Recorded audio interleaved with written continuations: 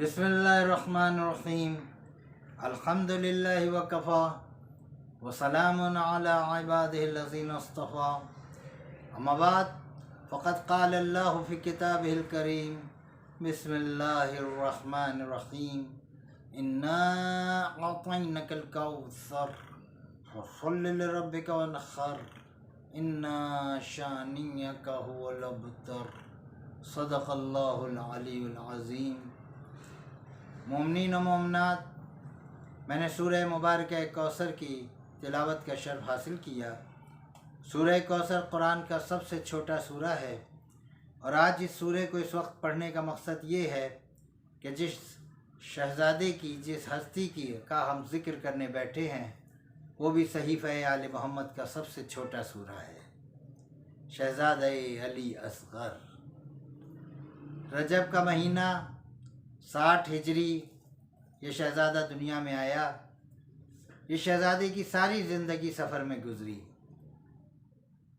1 یا 2 ہفتے یہ مدینے میں رہے، اس کے بعد مسلسل سفر، اور پھر 8 دن کربلا میں، اور اس کے بعد سفر آخرت۔ نام علی اصغر۔ اصغر ان کی پہچان ہے، ان کی حقیقت نہیں ہے۔ اب ایک جملہ کہوں گا، صاحب نظر اس جملے کی اہمیت کو سمجھیں گے کہ اصغر ان کی پہچان ہے، حقیقت نہیں ہے۔ اگر حقیقت ہوتی تو مولا ان کا نام علی نہ رکھتے۔ جو اصغر ہو کر علی ہو اسے علی اصغر کہتے ہیں۔ آپ کے والد ماجد حضرت امام حسین علیہ السلام اور آپ کی والدہ ماجدہ بی بی رباب بنت امراء القیس سلام اللہ علیہا، یہ اتنی پرعظمت بی بی ہے کہ علم الرجال کے ماہرین نے ان کا جب ذکر کیا تو ان کے لیے لکھا کہ کانت الرباب من خیرات النساء و افضلہن، کہ بی بی رباب جو تھیں وہ کائنات کی بزرگ ترین خواتین، مقدس ترین خواتین میں سے ایک خاتون تھیں، اور افضل ترین خواتین میں سے ایک خاتون تھیں۔ آل محمد کے حرم میں جو بھی بیوی آتی ہے اس کا انتخاب اللہ کرتا ہے، کیونکہ ان کی گودوں میں عصمت کو پلنا ہوتا ہے، ان کی گودوں میں امامت کو پروان چڑھنا ہوتا ہے۔ جن کی گودیں امامت کو پالیں، عصمت کو پالیں، شہداء کو پالیں، اللہ جانے وہ بیویاں کیسی ہوں گی۔ اتنی عظیم یہ بیوی ہے کہ امام حسین علیہ السلام اس بیوی کے لیے کہا کرتے تھے، انی لاحب دارا تکون بہا سکینہ والرباب، مجھے وہی گھر پسند ہے جس گھر میں سکینہ ہوں اور رباب ہوں، اور جہاں سکینہ اور رباب نہیں وہاں حسین کا دل بھی نہیں لگتا۔ جو دل امامت کا سکون ہو، جو نگاہ امامت کی روشنی ہو، اسے رباب کہتے ہیں، سلام اللہ علیہ۔ جناب شہزادہ علی اصغر دنیا میں تشریف لائے۔ بندہ جب آتا ہے، لوگ آتے ہیں، چھوٹے سے بڑا ہوتا ہے تو اسے القاب ملتے ہیں، جیسے جیسے صفتیں ظاہر ہوتی ہیں ویسے ویسے اس کو لقب ملتے ہیں۔ یہ وہ عظیم بچہ ہے، کیونکہ آل محمد کے گھروں میں سن و سال نہیں ہوتے۔ یہ تو وہ ہستیاں ہیں کہ ان کا نور اس وقت بھی تھا جب وقت نہ تھا۔ یہ وہ عظیم بچہ ہے کہ 6 ماہ کی عمر میں علماء کہتے ہیں اس کے 10 القاب ہیں، اور سب سے بڑا لقب شہزادے کا باب الحوائج۔ باب مانے دروازہ، حوائج مانے حاجتیں، یعنی جس دروازے سے حاجتیں پوری ہوں اس دروازے کو علی اصغر کہتے ہیں۔ کتنی مماثلت ہے پوتے اور دادا میں۔ دادا مدینۃ العلم کا دروازہ، دارالحکمت کا دروازہ، بیٹا پوتا حوائج کو حاجت روائی کا دروازہ۔ کتنی مماثلت ہے، اس گھر کا ہر فرد دروازہ ہے۔ اسی لیے تو دنیا ہمارے لیے، ہمارے خلاف دیواروں پر لکھتی ہے کافر ہے، کافر ہیں، دیواروں پہ، اس لیے کہ ان کے نصیب میں دروازے نہیں۔ ہم نہیں لکھتے، ہمارے پاس دروازے ہیں۔ ये बाबुल हवाइज है। जब असबाब साथ छोड़ दें, जब सारे रास्ते बंद हो जाएं, जब नाउम्मीदी घेर ले और आदमी घुप अंधेरे में बैठा हो, उस वक्त अली असगर आवाज़ देते हैं, घबराता क्यों है, मेरे दरवाजे पर आ, मैं हाजत पूरी करूँगा। जिस घराने का असगर हाजत रवा हो, उस घराने का अली अल्लाह जाने कितना बड़ा मुश्किल कुशा होगा। बच्चा दुनिया में आता है तो उसे तोहफे मिलते हैं। शहजादे दुनिया में आए तो आपको जो सबसे बड़ा तोहफा मिला वो झूला था। हर बच्चे को झूला मिलता है। अमीर का बच्चा होता है तो सोने चांदी का झूला मिलता है। गरीब का बच्चा होता है तो चारपाई के साथ जो है वो कपड़ा बांध कर उसका झूला बनाया जाता है। सब अपनी अपनी हैसियत के मुताबिक बच्चों को झूला देते हैं, लेकिन वक्त के साथ वो सारे झूले गुम हो जाते हैं। आज कहाँ है जनाब ईसा जिस झूले में थे वो झूला कहाँ है? जनाब मूसा जिस झूले में थे वो झूला कहाँ है? तारीख़ में गुम हो गए। वाह रे अली असगर कि आज भी लाखों करोड़ों की तादाद में दुनिया में आज भी तेरा झूला उठता है और हाजत रवाई दुनिया की करता है।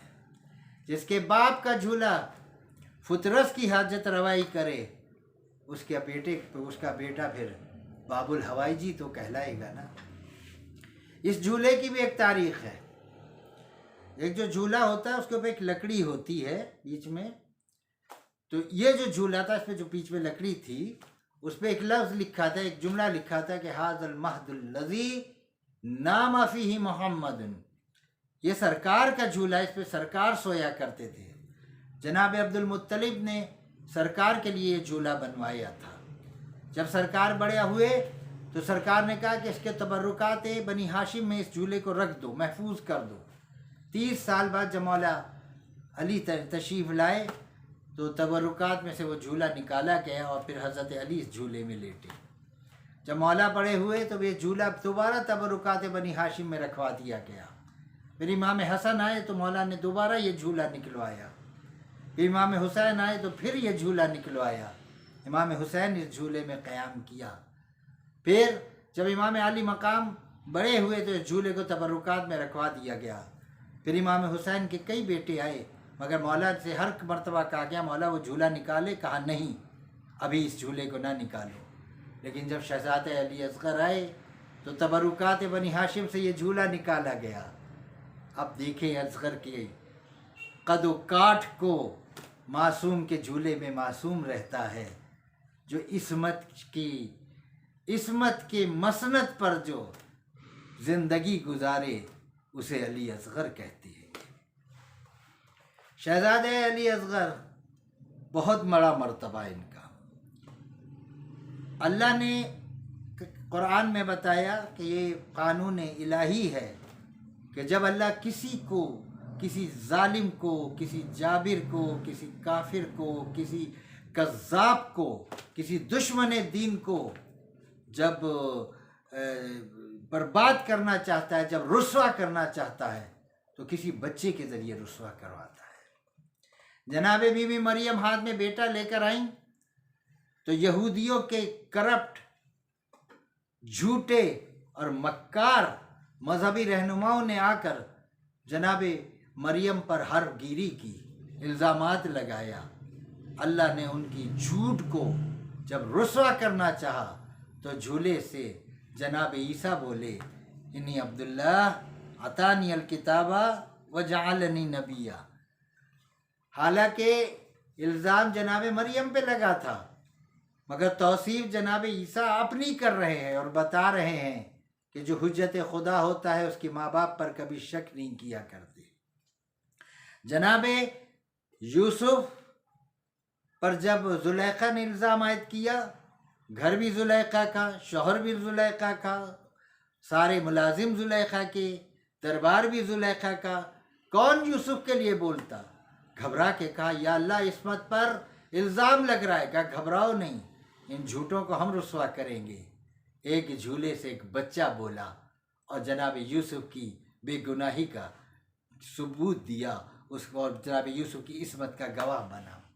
جناب موسیٰ چلے ماں کے گھر سے، ماں نے صندوق میں ڈالا، آئے فرعون کے دربار میں. وہ فرعون جس نے 80,000 بچوں کو صرف اس لیے قتل کیا کہ موسیٰ دنیا میں نہ آ پائے. اللہ نے کہا تیرے جبر کو میں اگر ذلیل کروں گا تو ایک بچے کے ذریعے.